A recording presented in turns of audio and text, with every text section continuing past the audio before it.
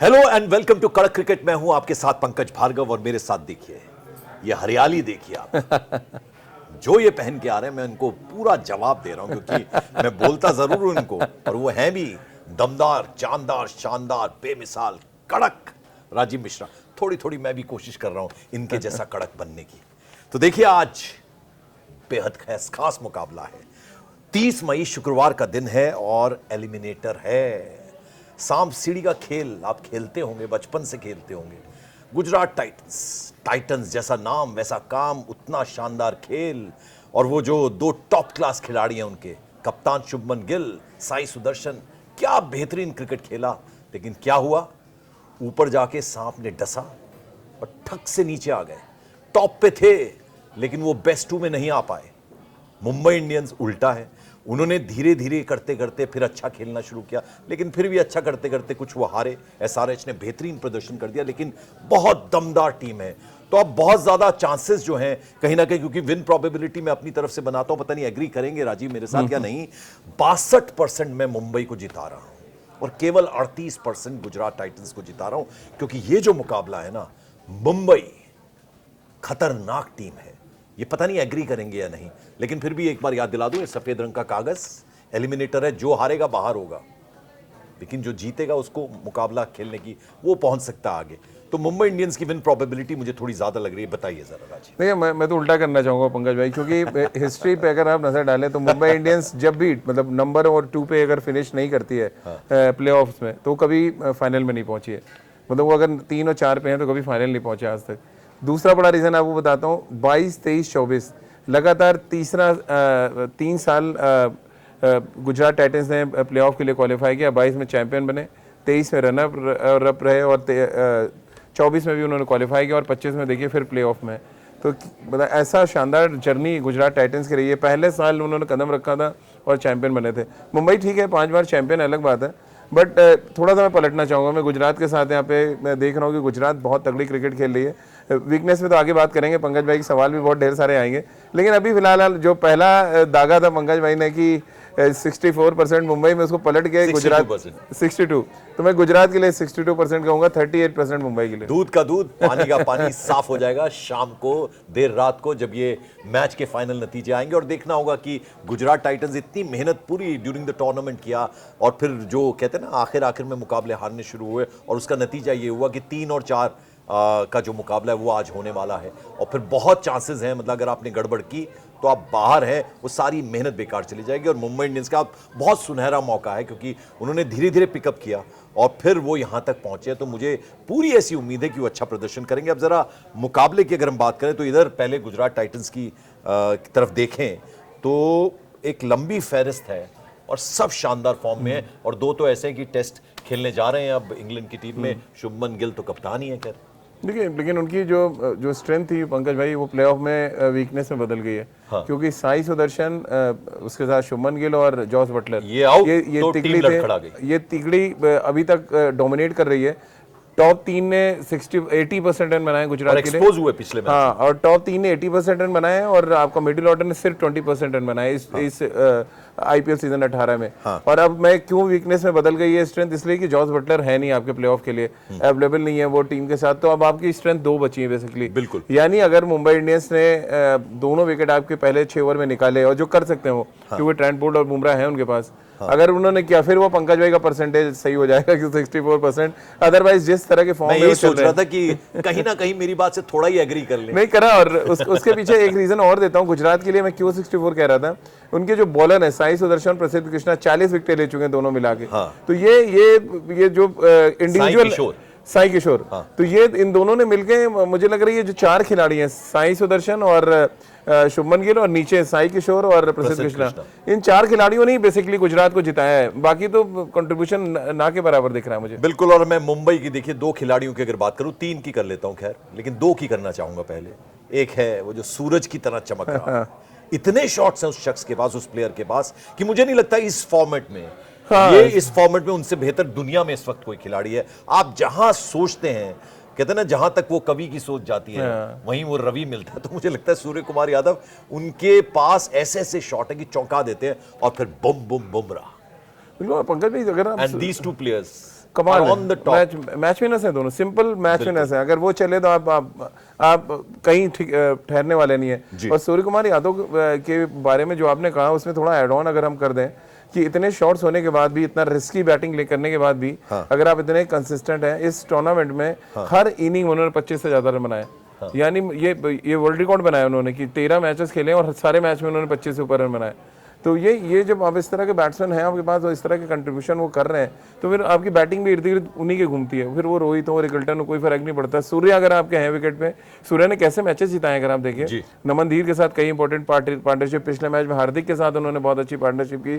तो सूर्य बड़ी इंपॉर्टेंट कड़ी है। जैसे वहाँ साई सुदर्शन और हम गिल की बात कर रहे हैं, यहाँ पे सिर्फ और सिर्फ सूर्य कुमार यादव की बात कर रहे हैं। बिल्कुल। और जरा एक और चीज मैं समझना चाहूंगा, क्योंकि देखिए ये स्पोर्ट्स क्रिकेट के खासतौर पर कीड़ा है राजीव मिश्रा, तो इनको एक एक डिटेल से आप कोई भी सवाल कीजिए वो आपको पूरे तथ्यों के साथ और पूरे फैक्ट्स के साथ बताते हैं। मैं जरा समझना चाहूंगा कि अब मॉडर्न क्रिकेट जो है, टेक्निक्स इतनी सारी हैं, इतनी सारी सुविधाएं, तो एक एक वीडियो मुझे लगता है सूर्य कुमार यादव को कैसे टारगेट करना है। सारे गेंदबाज, ये जो बड़े गेंदबाज हैं गुजरात टाइटंस के, वो वीडियोस देखते होंगे, वो किन शॉट्स पे वो कमाल करते हैं, किस पे वो घिरते हुए नजर आते हैं, किस तरह की गेंदबाजी पे वो स्ट्रैटेजी, यानी उनके लिए सूर्य कुमार यादव को आउट करना बहुत महत्वपूर्ण है। बिल्कुल। और उनकी बॉडी से आप जितना दूर रखेंगे पंकज भाई, उतना आप सेफ है। नहीं, आपने देखा हो यहाँ इधर का बॉल इधर खेलते हैं, अगर आपने लेग स्टंप किया तो इधर भी खेल लेते हैं उसको।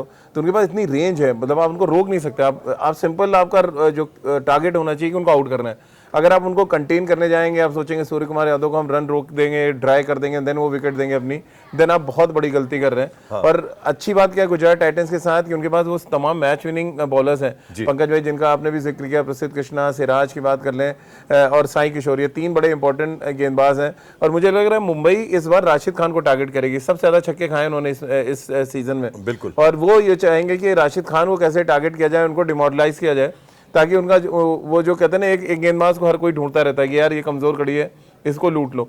तो मुंबई तो ये ढूंढ रहा होगा कि भाई बाकी तो 4 बड़े तगड़ी बॉल डाल रहे हैं, राशिद खान जो सबसे ज्यादा छक्के खा चुके हैं, उनकी लिस्ट में कुछ छक्के और ऐड ऑन कर दिए जाए। जी, अब मैं जरा स्ट्रेंथ और वीकनेसेस की बात करना चाहूंगा। पहले मुंबई की स्ट्रेंथ और मुंबई की वीकनेस।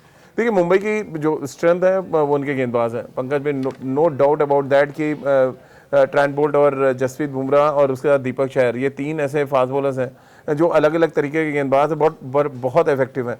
और सामने जो बैटिंग लाइनअप है उनको शायद आदत नहीं है इस तरह का क्वालिटी बॉलिंग खेलने का। और मुझे लग रहा है ट्रेंट बोल्ट का बड़ा इंपॉर्टेंट रोल होगा नई बॉल के साथ, क्योंकि अगर उन्होंने इनिशियली शुभमन गिल और साई को आउट किया, साई सुदर्शन को, देन गुजरात बैकफुट पे होगा। तो बॉलिंग उनकी स्ट्रेंथ है।